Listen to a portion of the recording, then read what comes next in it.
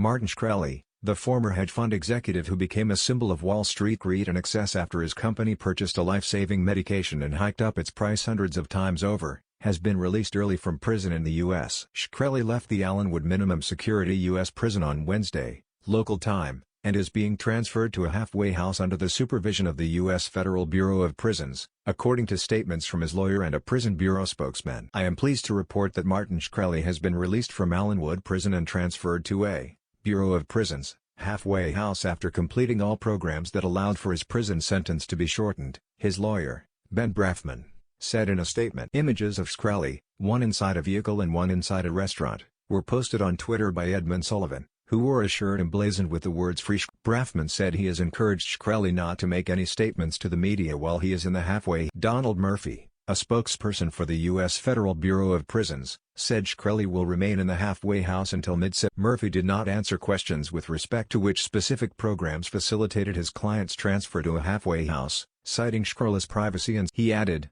however, that it is the Prison Bureau's policy to help prisoners avail themselves to any program that can ease their return to society. For many decades, the philosophy of the BOP has been release preparation begins on the first day of incarceration, Murphy said in an email. Our goal is to provide inmates with as much opportunity as possible to improve themselves through job training, education, and programs which promote understanding of what it means to be a productive law-abiding citizen. The First Step Act, signed into law by former U.S. President Trump in 2018 after receiving bipartisan support, allows inmates who complete recidivism programs and other productive activities to earn time credits that qualify them for pre-release custody. Galleon Group founder Raj Rajaratnam, another well-known perpetrator of financial crimes, served out a portion of his sentence on. According to Christy Smythe, a former Bloomberg journalist who became involved with Shkreli and wrote a book about their relationship, these sorts of early release deals. I hope you don't spin it like he got a special deal. It's quite the opposite actually, she said in a Twitter message. Hess had a much tougher bid than he could have.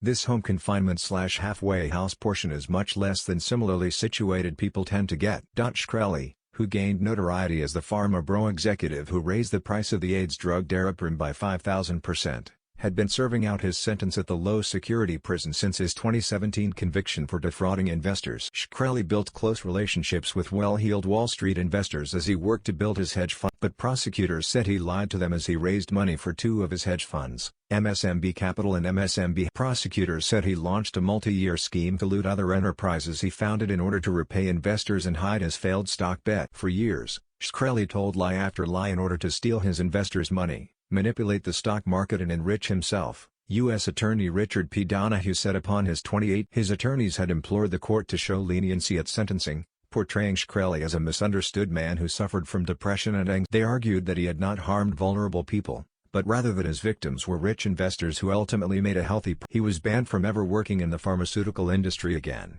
and ordered to pay $6,102.4 million New Zealand dollars in wrongfully obtained profits.